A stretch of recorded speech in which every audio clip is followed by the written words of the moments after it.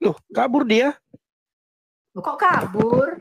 Kabur. Katanya nantang. Oh, Tuhan Yesus tolong. Keyakinan akan keesaan Allah Subhanahu wa taala. Ya, dalilnya Abang apa? Dalilnya di Al-Qur'an. Di mana?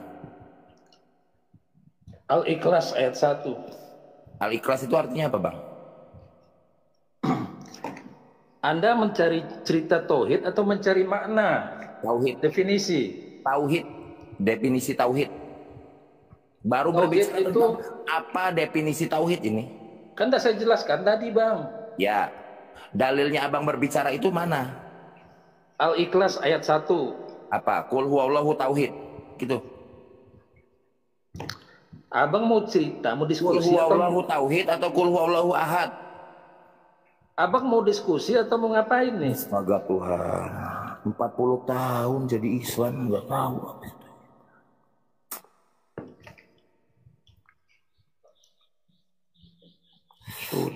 Sulit. Tadi mau saya jelaskan itu Musa apa? Musa itu artinya diangkat dari air. Mana dalilnya? Dalilnya mana? Keluaran 2 ayat 10. Gua nyontek. Nyolong. Musafi. Bukannya kalian yang Maling. jangan pelik lah. Mawing. Bukannya kalian yang nolong. Maling. Kan sudah aku bilang. Bu Sophie. Sifatnya nyolong maling. Kirain tidur. Tapi terbukti kan? Bener nggak? Terbukti nggak teman-teman perkataanku? Udah. Terbukti. Nyolong kitabnya Ikut orang yang Yahudi. Betul nggak teman-teman? Udah. Bu Sophie, kita ikutin punya mau ya. Kita ikutin punya mau. Oke. Kalau begitu kok ikut pakai bahasa Ibrani toh? Sekarang saya tanya Bapak udah murtad 40 tahun. Bapak ambil dari kitab Taurat kan? Betul? Allah. Oke. Apa tadi pertanyaannya? Kabar, Bapak kan sudah ambil dari kitab Keluaran, arti Musa adalah diangkat dari air. Gimana kalau Al-Qasas 30? Pada waktu Allah berbicara dengan Musa, betul nggak? Dari sebatang pohon. Oke. Allah bahasa Ibrani apa? Allah. Bahasa Ibraninya Allah Tunjukin tuh di layar tuh. Allah tuh. Bahasa Ibraninya Allah itu artinya apa bahasa Indonesianya? Bahasa Ibraninya Allah, bahasa Indonesianya apa? Kamu jangan remeng. Allah itu Nyolong nama ternyata Tuhan kau. Islam itu. Apa? Kamu nyolong. Gua tongolin di layar tuh Allah tuh. Bahasa Ibrani, bahasa Indonesianya apa? Allah ya Allah. Aduh, sulit kita buka ya. Allah itu apa bahasa Ibraninya? Sulit nih, benar-benar sulit ini teman-teman. Kalau kata Bang Edis TV sulit, Bang Rafa jujur ya Bang Rafa. Murtad itu asik Bang Rafa.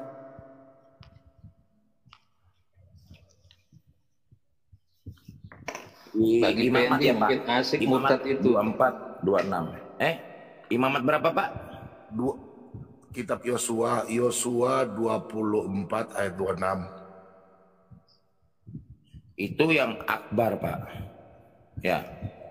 Oh bukan Allah nih. Ini Allah nih. Ya kan? Allah. Coba Bahasa kita Ibrani, oke. Imamat 11 ayat 29. Allah. Kayak kamu orang tuh. Allah. Artinya Sebatang pohon. Pohon, wak. sebatang pohon. Pohon pinus. Wak. Wak. Baca. Definisi. Ini nih definisinya. Wah, lucu bacaanmu. Wak. Coba kita lihat akbar.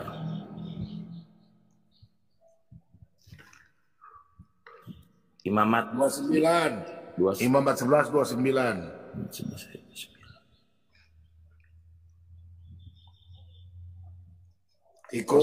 Kalau sebatang pohon berarti apa ada kaitannya dengan ayat itu ya? Allah Akbar. Nih, akbar. Akbar. Sebatang olo, Bang Randy, sebatang olo. Definisi Bukan, akbar. Mouse. Besar. Tikus. Jadi kalau Allah Akbar bahasa Ibrani, bahasa Indonesianya Tikus kayu. Tikus kayu apa tikus pohon? Tikus pohon. Kita lihat sekarang. Apa itu tikus pohon? Tikus pohon oak nih, ya. Tikus pohon oak. Nih. Enter. Nih. Ada ceritanya, coy. Sama nggak ini dengan Tuhan? Mungkin ini musi karena perempuan.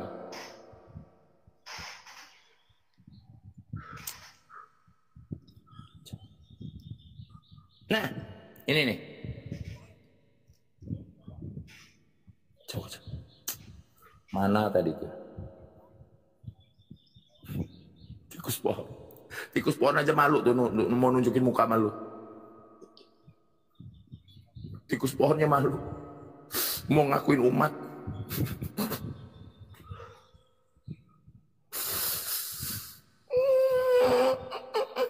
Tikus pohon malu. Malu aku. Kalau arti Allah Akbar artinya Tikus pohon. mantap.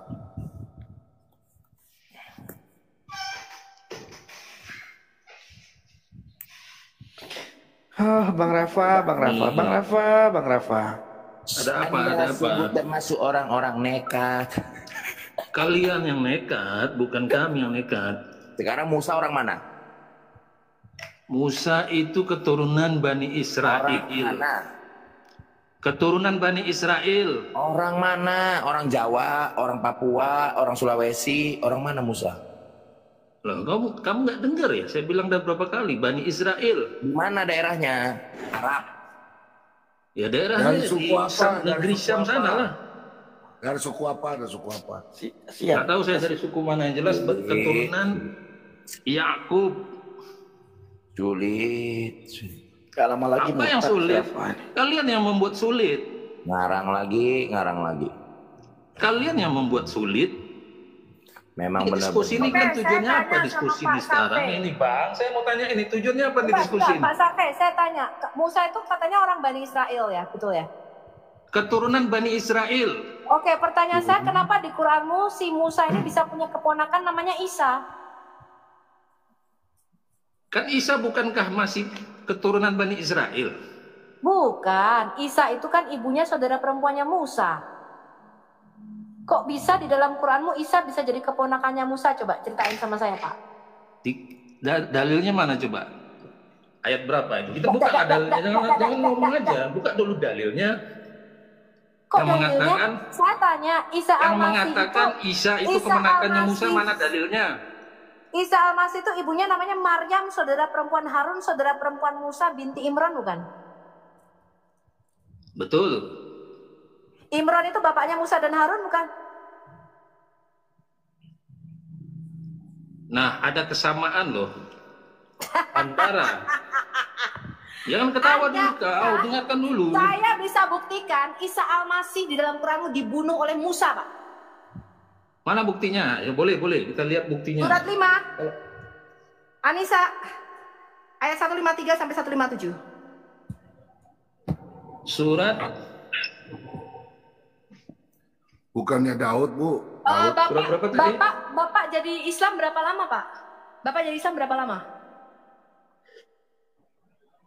nggak penting. Saya Ini tanya. sekarang masalahnya Anda framing ya. Anda mengklaim tadi ya. Saya tidak Surat pernah An-Nisa, framing, Pak. ayat berapa? Bahkan Ustadzmu saja Ayat nggak bisa berapa? bantah data saya. Ayat berapa? Sebentar, saya tunjukkan dulu. Sekarang saya tanya, Pak. Imran itu bapaknya Musa dan Harun di surah Al-Imran dan bapaknya Maryam, betul? Halo. Ya. Sekarang Ya. saya tanya, Pak. Bagaimana Isa Al-Masih bisa punya paman namanya Musa dan Harun dalam Quranmu? Anda jangan framing, tapi mau nunjukkan data, mana datanya, dalilnya yang mengatakan seperti itu. Loh, Bapak nggak pernah baca Quran selama ini? Nggak usah kemana-mana. Ada dalilnya surat berapa, ayat berapa? Teman-teman, download Buka lah, video jangan saya. ngomong saja. Download video saya di YouTube Al Hayat Apologetika Indonesia, judulnya Maryam yang Tertukar. Ya, videonya 18A, 18B, dan 18C. Semua dalil dari Quran, semua dalil dari hadis, dan semua dalil dari tafsir ada di situ. Saya bukakan komputer saya. Tunggu Pak, tanggal mainnya. Ya, silakan, ya, silakan. Habis semua. Silakan. Anda download ya teman-teman ya. Judulnya Maryam yang Tertukar. Jadi di dalam Quran itu Isa Al-Masih itu hidup sejaman dengan Musa, teman-teman. Memang betul sih, ada sepupunya Musa yang namanya Maryam, ada sih di Alkitab. Apakah dia Maryam ibunya Isa? Oh, tentu bukan. Tentu bukan dong. Karena Nabi Isa dengan Nabi Musa tidak sezaman. Aduh. Sejaman Pak dalam Quranmu, dalam semua tafsirmu. Tidak. Lihat, ini adalah tafsir Al-Qurtubi, Quran surah 4 ayat 171. Ini tafsir Al-Qurtubi halaman 52. Ayatnya mana? Jangan lagi ke Dikatakan tafsir. ini teman-teman. Si Allah itu tidak pernah menyebutkan seorang wanita pun namanya dalam Quran dan mengemukakan namanya di dalam kitabnya kecuali hanya Maryam binti Imron. Tidak ada satupun nama wanita lain di dalam Quran yang disebutkan dari mulai Al-Fatihah sampai Anas kecuali siapa teman-teman? Maryam binti Imron. Ini ada di dalam tafsir Al-Qurtubi, Quran surah 4 ayat 171, tafsir halaman 52. Juga ada di dalam apa? Al-Bidayah wa Al-Nihayah volume 3 halaman 123. Sekarang kita lihat teman-teman, siapa Maryam binti Imron di dalam Quran ini? Kita lihat ya, siapakah Maryam binti Imron? Maryam anak perempuan Imron menurut si Quran ini teman-teman. Inilah surat At-Tahrim ayat ke-12. Di situ dikatakan, dan ingatlah Maryam, hai anak perempuan Imron. Lihat nih, Maryam binti Imron. Sekarang kita lihat. Di dalam Quran surah Maryam ayat 27 sampai 30 dikatakan apa? Maryam, ibunya Isa Al-Masih, adalah saudara perempuan Harun. Iya. Kita lihat lagi ya. Ayat 28 itu jelas. Di ayat 28 sangat jelas itu, Bu. Yes. Maryam ya. ayat 28 sampai 30 nih. Dan Maryam membawa anak itu, siapa itu? Isa Al-Masih kepada kaumnya. Ya. Dan dikatakan, hai saudara perempuan Harun, ya ukhta Harun, ya. Dan Maryam menunjuk kepada siapa? Anaknya yaitu Isa. Jadi ibunya Isa ini saudara perempuannya Harun. Sekarang kita lihat lagi. Di dalam Al-Baqarah ayat 87, ya, Isa itu siapa Maryam? Maryam binti Imran adalah ibunya Isa Al-Masih. Isa itu disebut anaknya Maryam, si saudara perempuan Harun. Ini Al-Baqarah 87. Kita lihat lagi. Ini adalah Al-Baqarah 253. Sekali lagi, siapa Maryam binti Imran, saudara perempuan Harun? Adalah ibunya Isa. Kita lihat lagi. Ini Al-Imran ayat 45. Dikatakan apa? Hai Maryam. Ini Al-Masih Isa putra Maryam. Jadi jelas yang dimaksud saudara perempuan Harun, anaknya Imran adalah ibunya Isa. Sekarang kita lihat lagi. Maryam ibu Isa itu disebut 37 kali di dalam Quran. Dan tidak ada tokoh lainnya bernama Maryam yang disebutkan baik dalam Quran maupun hadis. Ya, hanya ada satu tokoh menurut tafsir, menurut hadis yang disebutkan wanita dengan namanya itu Maryam binti Imran, yang merupakan apa? Sebagai anak perempuan Imran, saudara perempuan Harun, dan ibu Isa yang bergelar Al-Masih. Ini menurut Quran. Sekarang kita lihat lagi teman-teman. Siapakah Harun bin Imran, saudara Maryam menurut Quran? Siapa nih saudara Harun ini? Ini adalah surah 19 ayat 51 dan 53. Siapakah Harun bin Imran di dalam Quran yang merupakan saudara perempuan, saudara laki-laki Maryam? Adalah apa? Saudaranya Harun adalah apa? Saudaramu Musa. Musyrik. Saudaranya Musa. Harun ini saudara Musa. Sekarang kita lihat ya. Quran surah Al-A'raf ayat 117 sampai 122. Musa dan Harun. Hanya satu Harun bin Imran yang disebutkan dalam Quran, yaitu saudara laki-laki Musa. Nih. Dalam surat Al-A'raf ayat 142 sama. Saudaranya Harun, saudara siapa? Dan berkata Musa kepada saudara laki-lakinya, yaitu Harun. Harun inilah juga saudara laki-laki Maryam, saudara laki-laki Musa. Sekarang kita lihat teman-teman, ini Al-A'raf 150. Musa dan Harun itu diberikan apa? Taurat. Mereka adalah apa nih? Anak satu ibu. Harun berkata, "Hai anak ibuku." Lihat ini. Nih sama nih. Utus apa? Musa dan Harun kepada Firaun. Sama juga nih, pergilah Firaun, Musa lagi, Harun saudaraku. Jelas ya? Harun saudara laki-lakimu Musa. Sekarang kita lihat ini. Kemudian kami utus siapa? Musa dan siapa? Harun. Ya, sama ya semuanya ya. Musa dan Harun, Musa dan Harun. Ya saudaraku, Musa berkata kepada saudaranya, yaitu Harun. Jadi Harun, saudara laki-laki Maryam, juga adalah saudara laki-laki Musa. Ya, keduanya diberikan Taurat di dalam Quran, menurut Quran. Ya, Musa dan kepada Musa dan Harun diberikan Taurat nih, Al-Anbiya ayat 48. Jadi nama Harun disebut 24 kali di dalam Quran, dan hanya satu kali tokoh yang bernama Harun yang disebutkan yang merupakan apa? Saudara laki-laki sekandung Musa, saudara laki-laki Maryam, dan apa? Putra Imran. Ya, kita lihat ya. Sekarang siapakah saudara perempuan Musa menurut Quran? Nih, ketika surat Toha ayat 38-40, dan Musa diletakkan di dalam peti waktu kecil, waktu bayi, itu dikintirkan sama saudara perempuannya. Siapakah saudara perempuannya ini? Siapakah saudara perempuannya? Ini adalah tafsir Al-Jalalain, Quran surat Toha ayat 40, tentang siapakah saudara Musa, perempuan Musa, yaitu siapa saudara perempuannya? Maryam. Maryam siapa ini? Maryam ibunya Isa. Ya, ini tadi surat Al-Qasas ayat 11 sampai 13. Ya, ibu Musa istri Imran kepada saudara Musa yang apa? Perempuan. Siapakah saudara perempuan Musa ini? Maryam ibunya Isa Al-Masih. Jelas teman-teman. Ya.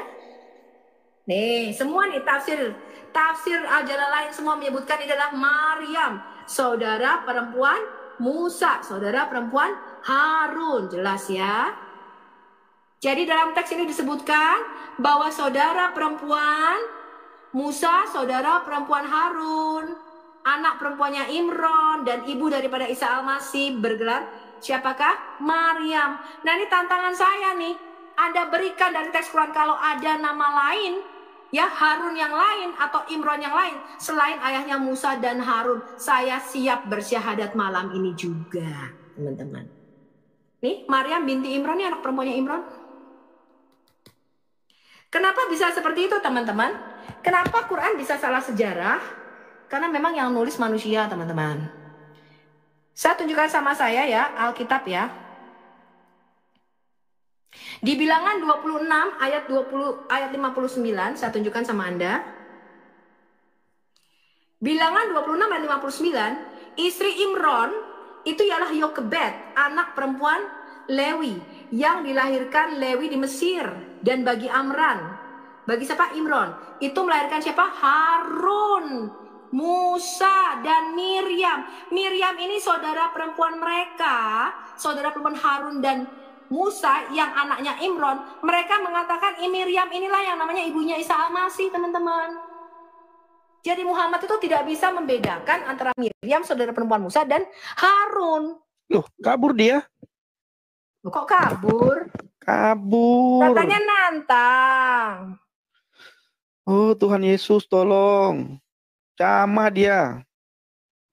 Nah, memang teman-teman semuanya, kita sering katakan, jujur itu membuat seseorang itu murtad, teman-teman. Jujur. Harus jujur.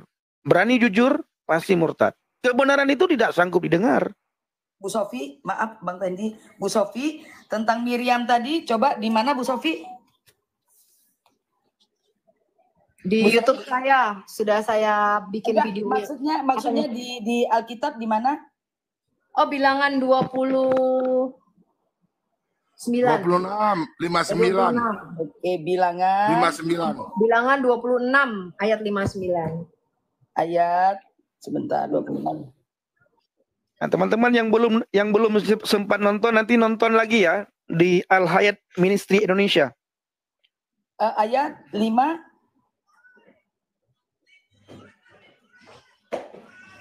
59, sorry 59. Bilangan 26 ayat 59. Oh iya. Nah, begini teman-teman. BAB nanti boleh dicek. Al-Adad kalau di dalam bahasa Arabnya yang ke-26 ayat 59. Nah, di sini mungkin kerancuannya Bu Sofi, mereka ini salah. Betul Bu Sofi bilang, mereka salah baca. Mereka gak tuntas baca. Masalahnya Miriam di dalam bahasa Arab juga namanya Maryam, bukan Miriam. Nah, kemungkinan besar mereka membaca cuman sampai di Bilangan doang, nggak sampai ke Matius, nggak sampai ke Perjanjian Baru. Jadi Muhammad tuh berpikir bahwa Maryam saudara perempuan Harun kok sama dengan Maryam ibu Yesus. Dia pikir itu sama, wanita yang sama. Ya, karena sama-sama namanya ditulis Maryam kok di Alkitab. Betul. Makanya di dalam hadis, itu saya itu baru seri pertama. Di dalam hadis Kab al-Akhbar, orang Yahudi dan orang Kristen Najran itu bertanya kepada Muhammad, kenapa kamu mengatakan Maryam, ibu Isa Al-Masih itu saudara perempuan Harun? Karena antara Musa dan Isa terpaut jarak waktu 600 tahun. Mereka heran. Maryam itu bukan saudaranya Harun. Itu Maryam yang berbeda. Maryam saudaranya Harun itu seorang nabi dan tidak menikah. Ya, nah di sini saya bacakan ya. Memang mim ro ya mim. Cuman kalau di dalam Alkitabul Muqaddas yang pakai harokat itu jelas Maryam dia tulis di sini ya. Wasmu imro'atin Amrom yuka badu bintu li awil al awil lati wulidat lil awi fi Misra ya fawalidat li Amram Harun wa Musa wa Maryam ahtahuma. Maryam bukan ditulis Miriam. Jadi nama Maryam itu kan banyak sebenarnya. Gak cuma Maria Magdalena, gak cuma Maria Bunda Yesus. Miriam pun kalau di dalam bahasa Arab juga ditulis dipanggil dengan Maryam. Kalau di kita jadi Miriam. Nah, kesalahannya di sini, kerancuannya dia pikir Maryam yang sama di Bilangan ini, Maryam yang sama dengan Ibunda Yesus. Padahal itu berbeda gitu loh. Sudah nyontek salah, nah, kan repot. Kita nggak repot, mereka yang repot. Gitu. Lanjut Bu Sofi.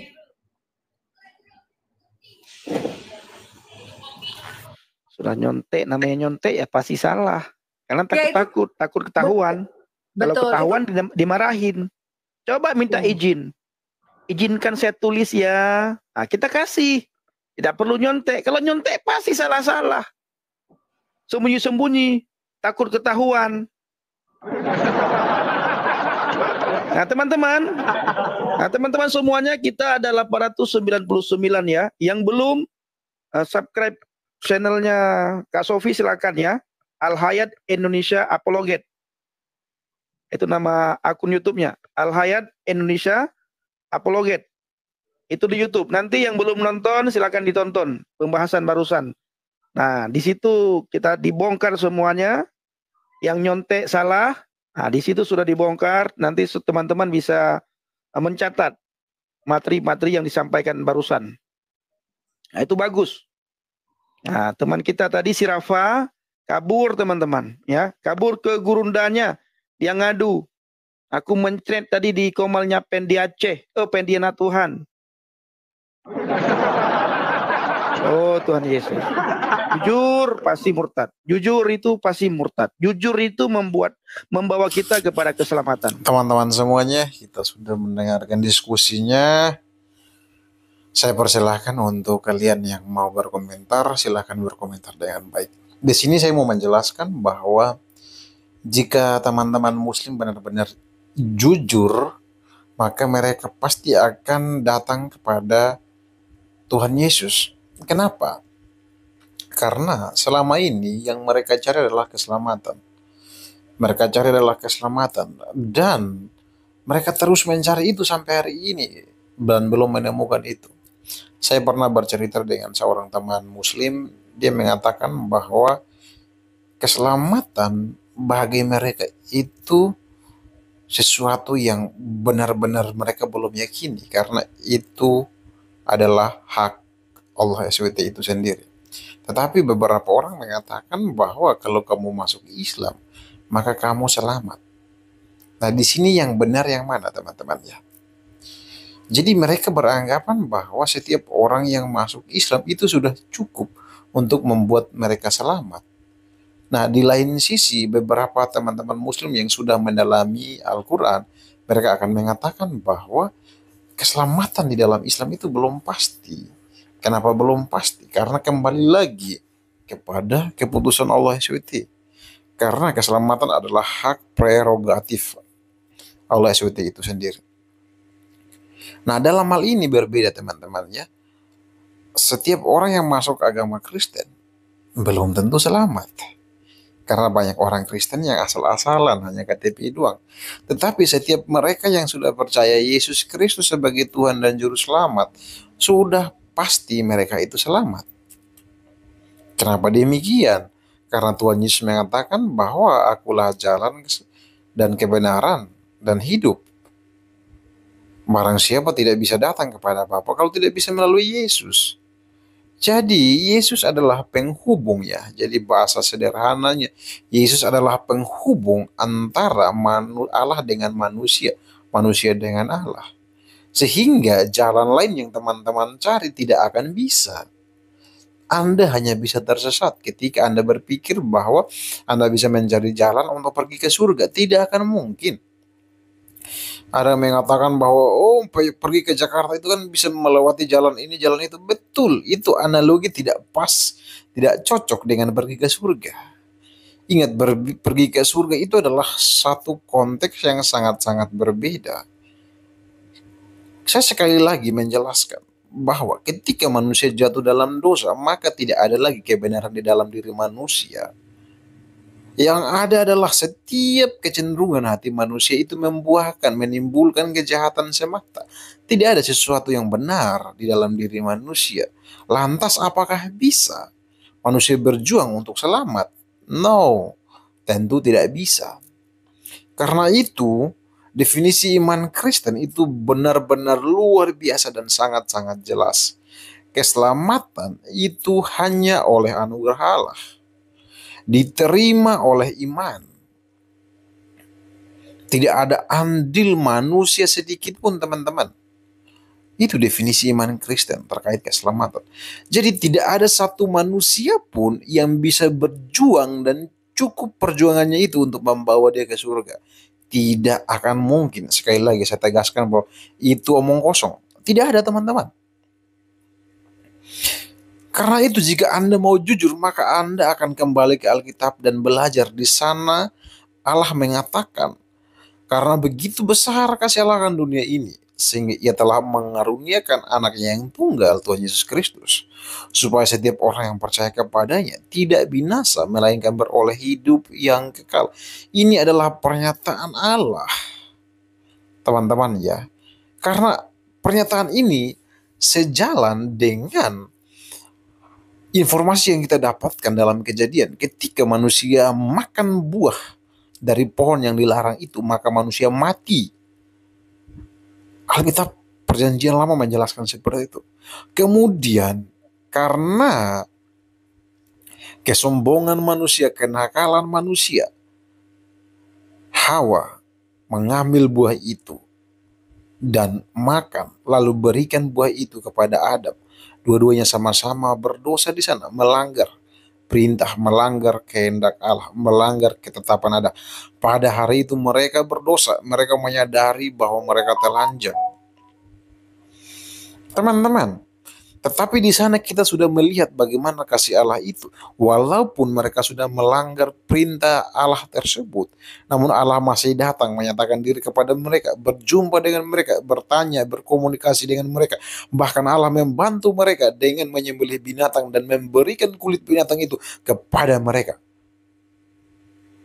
Di sana kita bisa melihat bahwa Tuhan masih mau mengasihi ciptaannya yang segambar dan serupa dengannya itu.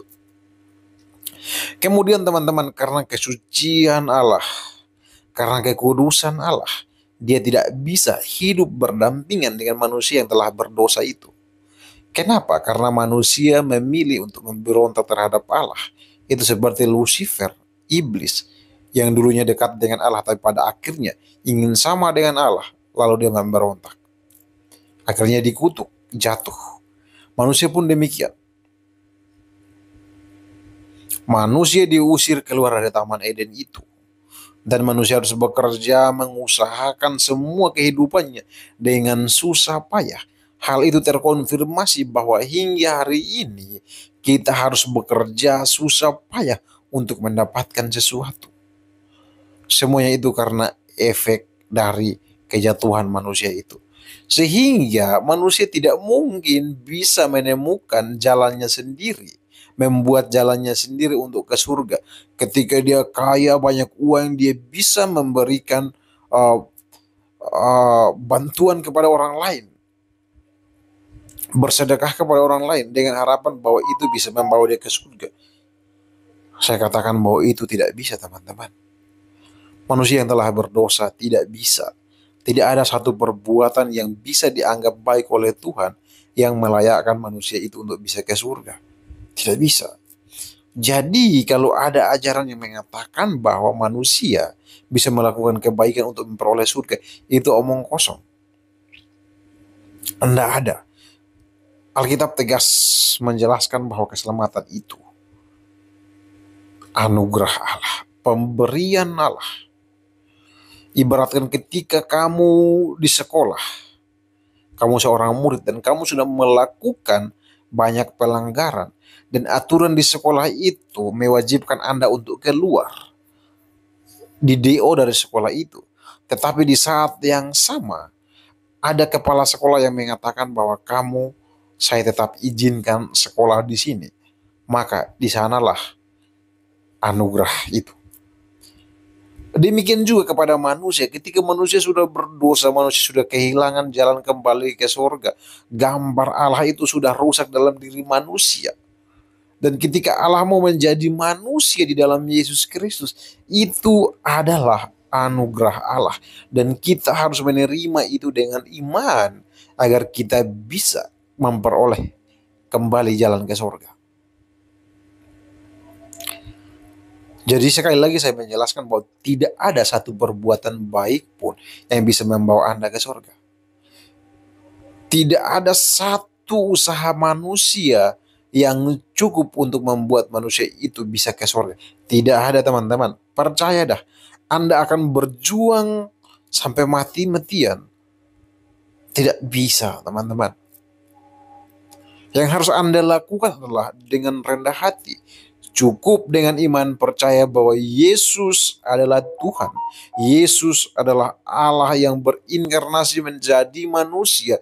Yesus adalah juru selamat manusia. Yesus adalah penghubung kembali antara Allah dan manusia, manusia dan Allah. Jadi kalau mau kembali ke surga, Anda harus memutuskan untuk percaya kepada Tuhan Yesus. Di sanalah puncaknya. Di sini saya mau kasih tahu bahwa hidup ini hanya sementara. Teman-teman, Alkitab mencatat bahwa orang hidup paling lama itu 80 tahun. Dan 80 tahun itu sudah berjuang dengan segala macam penderitaan. Karena itu Anda masih produktif hari ini, mungkin usia 20, 30, 40, 50, 60. Masih ada kesempatan yang sangat-sangat baik untuk Anda bertobat menerima Yesus sebagai Tuhan dan Juru Selamatmu. Jangan sampai terlambat. Jangan sampai terlambat. Jangan sampai terlambat. Mungkin kalian akan beranggapan bahwa kok mudah sekali masuk Kristen. Teman-teman, saya mau katakan bahwa jangan karena pikiran seperti itu menghalangi Anda untuk selamat.